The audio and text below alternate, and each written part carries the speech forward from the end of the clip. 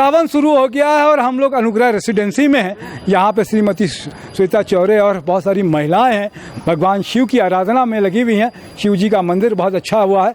ब्रह्मांड जो कि खुद शिव के एक प्रतीक है, वो क्या है?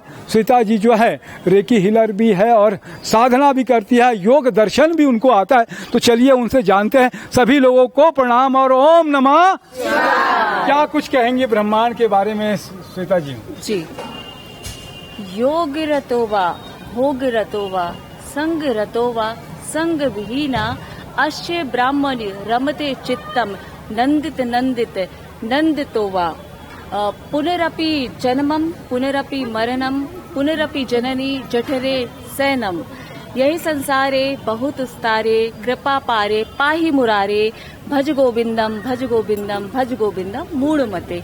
अर्थात आप योग में हो, भोग में हो, किसी के संग में हो या वियोग में हो, लेकिन अगर आप इस ब्रह्मांड के, इस प्रकृति के सानिध्य में रहते हैं तो आपका हर पल आनंद में होगा, आनंद में होगा, आनंद में होगा।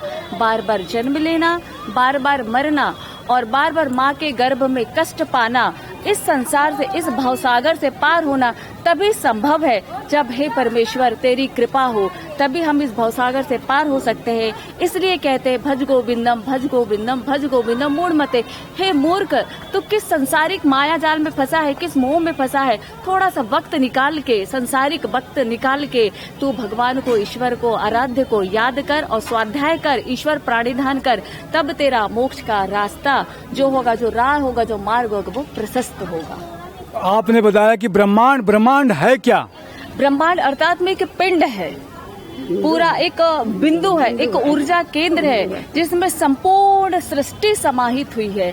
और जिस तरीके से हम शिवलिंग की पूजा करते हैं, जो शिव का लिंग होता है वो कोई उसको हम इसको प्रकार कह सकते हैं और कहते ही है, क्योंकि संपूर्ण ब्रह्मांड की जो एक ऊर्जा जो निहित होती है, जो शक्तिशाली ऊर्जा है, वो इसी शिवलिंग में स्थापित होती है।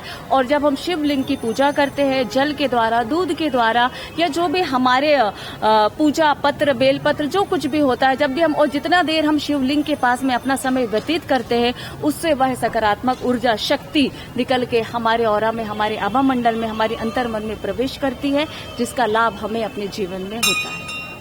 पहले भी मैंने बताया है कि लिंग का मतलब सिंबल है, एक प्रतीक चिन्ह है। जो ब्रह्मांड का प्रतीक चिन्ह होता है वो 5000 पहले सिंधु घाटी की सभ्यता में भी हम लोग को देखने के लिए शिवलिंग मिला हुआ है। तो बहुत सारी भ्रांति होती है समाज में। शिवलिंग जैसा कि आपने बताया श्वेता जी ने कि ऊर्जा का, मैं बता दूं न्यूक्लियर जो पावर का जो सेंटर बना हुआ है वो उसी तरीके से बना हुआ है। बहुत सारे मंदिर और इवन मस्जिद की अगर बात करें तो उसका आकार भी वही गोलाकार आकार होता है। उसके अंदर में पिरामिड की जो रचना होती है, जो मंदिर का शीर्ष जो होता है उसी आकार से बनता है, ताकि ऊर्जा लेकर जब उसके नीचे में आराधना करते हैं, हम लोग पूजा करते हैं।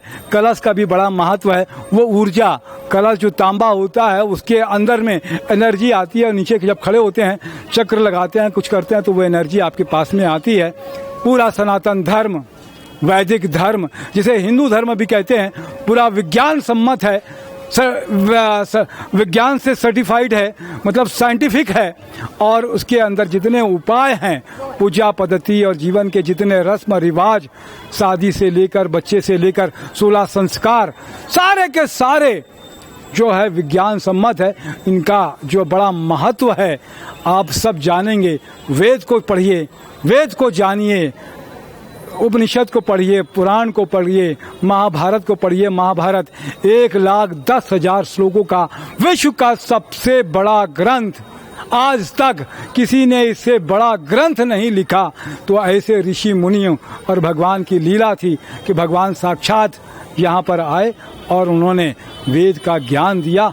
मैं तपेश जैन नरेंद्र ठाकुर के साथ में आप सब लोगों ने समय दिया, इसके लिए धन्यवाद। बोलिए हर हर